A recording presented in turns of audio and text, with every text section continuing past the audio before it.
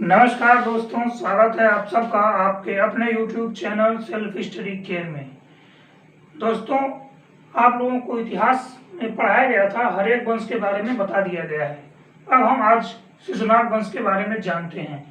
तो जो ये शिशुनाग वंश है, तो सबसे पहले हम ये जान लेते हैं कि इस वंश का जो संस्थापक था वो कौन था।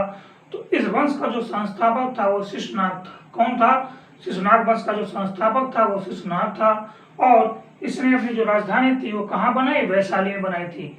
फिर इसके बाद आता है कालाशोक। तो जब कालाशोक आता है तो कालाशोक ने अपनी जो राजधानी बनाई थी वो कालाशोक अपनी राजधानी वैशाली को न बना करके कहाँ बना देता है? वो अपनी राजधानी पाटलिपुत्रा को बना देता है। कहाँ बना देता है अपनी राजधानी?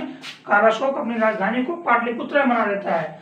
पाटलिपुत्रा बनाने के पीछे उसका जो रीजन होता है वो ये होता है कि वैशाली उस समय शिक्षा का केंद्र हो जाती है। कालाशोक के समय वैशाली शिक्षा का केंद्र होती है, तो कालाशोक को इस बात का डर रहता है कि जब ये शिक्षा का केंद्र है तो यहाँ दूर दूर से लोग आएंगे, विदेशों से भी लोग आएंगे, बहुत सारे लोग आएंगे।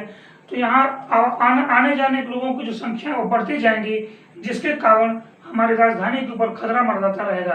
कोई गुप्तचर भी आ सकता है, यहाँ के सारे सिस्टम को यानी कि सारे सूचनाएं यहाँ से अपने राज्य को प्रेषित करेगा, जिसके कारण से कालाशोक को यह डर सता रहा था कि कहीं न कहीं मेरे साम्राज्य पे इसका खतरा मंडराएगा। अतः उसने क्या किया? वैशाली से अपनी राजधानी को हटा करके कहाँ कर दिया? पाटलिपुत्रा। वैशाली और पाटलिपुत्रा के बीच कोई अंतर नहीं है, ज्यादा दूरी का अंतर नहीं होता है। गंगा बीच में गंगा नदी पड़ती है, गंगा नदी के इस पर वैशाली है, एक तरफ पाटलिपुत्रा। जो वर्तमान में पटना है वही पाटलिपुत्रा हुआ करती थी। फिर इस वंश का जो अंतिम शासक आता है, कौन सा? इस वंश का जो अंतिम शासक आता है वो कौन होता है? नंदी वर्मन होता है। शिशुनाग वंश का अंतिम शासक जो होता है वो नंदी वर्मन होता है। और नंदी वर्मन की हत्या कौन करता है? महापद्म नंद कर देता है। नंदी वर्मन का जो सेनापति होता है महापद्म नंद, कौन? नंदी वर्मन का जो सेनापति होता है महापद्म नंद, ये उसकी क्या कर देता है? हत्या कर देता है। किसकी? नंदी वर्मन की हत्या। नंदी वर्मन की हत्या महापद्म नंद कर देता है। अब जब महापद्म नंद नंदी वर्मन की हत्या करता है तो उसके बाद शुरू होता है नंद वंश की स्थापना। वहीं से नंद वंश की स्थापना होती है। तो ये तो हो जाएगा आपका। इसके बाद आता है नंद वंश। तो एक बार दोबारा से हम शिशुनाग वंश के बारे में जान लेते हैं कि जो शिशुनाग वंश है, शिशुनाग वंश के जो संस्थापक थे वो शिशुनाग थे। शिशुनाग वंश ने शिशुनाग जो था वो अपनी राजधानी कहाँ बनाया था? वैशाली को बनाया था। इस वंश का जो अगला शासक होता है वो कालाशोक होता है। और कालाशोक के समय में ही द्वितीय बौद्ध संगीत का आयोजन भी किया गया था। कालाशोक के समय में ही द्वितीय बौद्ध संगीत का आयोजन भी किया जाता है। कालाशोक जो अपनी राजधानी थी वो वैशाली न रख करके पाटलिपुत्रा को बना देता है। फिर कालाशोक के बाद जो अगला शासक होता है वो नंदी वर्मन होता है। नंदी वर्मन की हत्या महापद्म नंद करता है। और महापद्म नंद जब नंदी वर्मन की हत्या कर देता है तो फिर मगध पे उसका मगध साम्राज्य पे शासन कौन करना शुरू करता है? महापद्म नंद। और महापद्म नंद के शासन करने के दौरान होता है कि नंद वंश की स्थापना हो जाती है। तो अब जो शिशुनाग वंश होता है खत्म, अब आता है नंद वंश। अब हम जान लेते हैं कि नंद वंश की स्थापना कौन करता है। तो जो नंद वंश की स्थापना होती है वो महापद्म नंद करता है। महापद्म नंद जो था वह उसके अंदर एक बहुत बड़ी कह सकते हैं कटुता थी कि वो क्षत्रियों के साथ वो क्षत्रियों से बहुत द्वेष की भावना रखता था, क्षत्रियों से बहुत ही वो जलता था। चूंकि महापद्म नंद एक शूद्र जाति से आता था, शूद्र जाति का था, तो उसको ये हमेशा रहता था, मतलब क्षत्रियों के साथ वो जलन रखता था कि उसको लगता था कि राजा कहने का अधिकार सिर्फ क्षत्रिय का नहीं सबका है। चूंकि पुराने जमानों में प्राचीन काल पुराणों के अनुसार ऐसी मान्यता मिलती है कि जो राजा होते थे वह सिर्फ कौन होते थे? क्षत्रिय होते थे। मतलब कि ज्ञान देने का काम ब्राह्मणों का होता था और राजा शासन करने का काम क्षत्रियों के हाथ में दिया गया था। तो उसको इस बात से चिढ़ रहती थी कि काहे सिर्फ क्षत्रिय ही शासन कर सकता है, क्षत्रिय के अलावा क्या कोई और शासन नहीं कर सकता है। इस बात से महापद्म नंद को बहुत चिढ़ होती थी। तो उसने एक प्रण लिया। कौन? महापद्म नंद ने।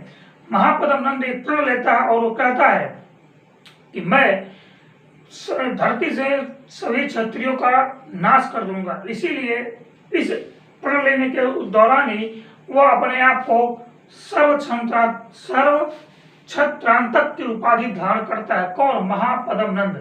महापद्म नंद सर्व क्षत्रांतक की उपाधि धारण करता है। वो सर्व क्षत्रांतक का अर्थ होता है कि सभी क्षत्रियों का अंत, सर्व क्षत्रांतक का अर्थ होता है सभी क्षत्रियों का अंत, इसीलिए उसने जो है अपने आप को सर्व क्षत्रांतक घोषित किया। फिर इसके बाद महापद्मनंद क्या करता है, कलिंग को जीतता है। मगध तो अपने आप में विशाल था ही, मगध अपने आप में विशाल था ही, फिर मगध पे शासन कौन कर रहा है, महापद्मनंद कर रहा है। तो महापद्मनंद क्या करता है, कलिंग पे जो है विजय प्राप्त कर लेता है। कलिंग उड़ीसा राज्य में था। कलिंग एक ऐसा राज्य था जिसको हर कोई, यानी कि जो भी शासक, जो भी राजा बना, वह कलिंग को जीतना चाहता था, कलिंग पे अपना अधिकार जमाना चाहता था। उसके पीछे कारण ये हुआ करता था कि कलिंग उड़ीसा राज्य पड़ता है और उस समय और वहां पे जो है वन बहुत ही पर्याप्त मात्रा में थे। एक तो लकड़ी वहां बहुत ज्यादा थी, दूसरे वहां हाथी थे। अब हाथी पुराने जमाने में युद्ध के लिए, यानी कि लड़ाई लड़ने में हाथियों की जो भूमिका होती थी बहुत ही महत्वपूर्ण होती थी। हाथी कह सकते हैं आज के जमाने के जो टैंक होते हैं, जो तोपें होती हैं, उस जमाने में हाथियां ही तोप की तरह होती थी। तो वहां पे हाथी इजीली मात्रा में आसानी से उपलब्ध हो जाती थी, लकड़ी प्रचुर मात्रा में उपलब्ध होती थी, जिससे हर व्यक्ति क्या करता था, हर राजा क्या करता था, कलिंग को जीतना चाहता था।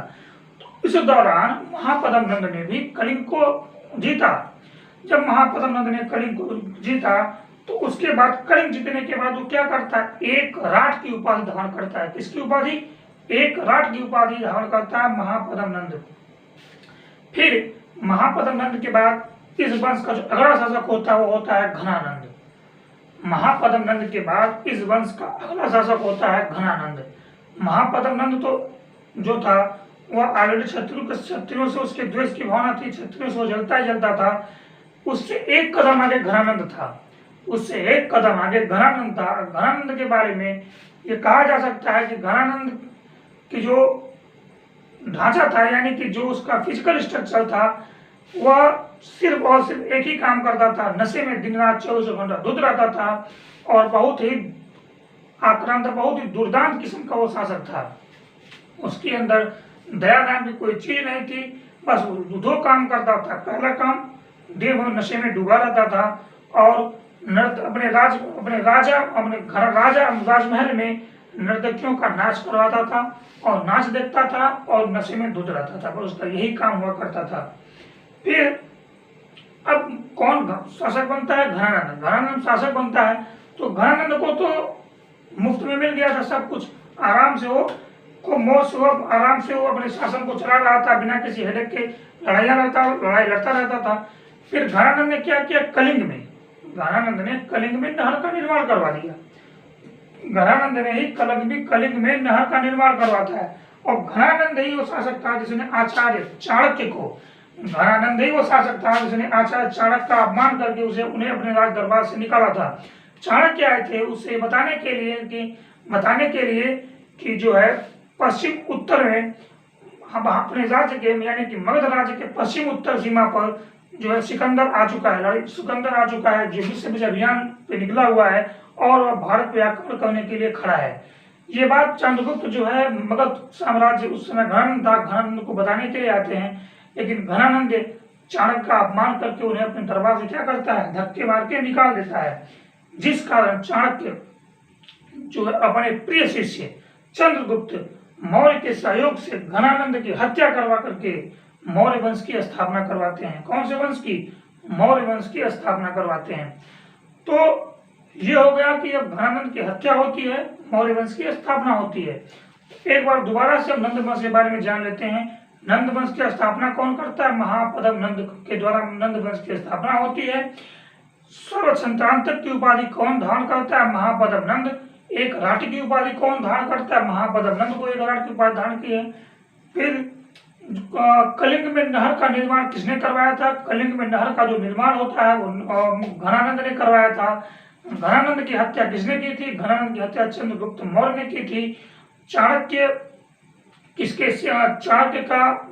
चंद्रगुप्त किसका शिष्य था, तो चंद्रगुप्त आचार्य चाणक्य का शिष्य था। तो ये हुआ हमारा शिशुनाग वंश। शिशुनाग वंश के बाद हमने खत्म किया है नंद वंश।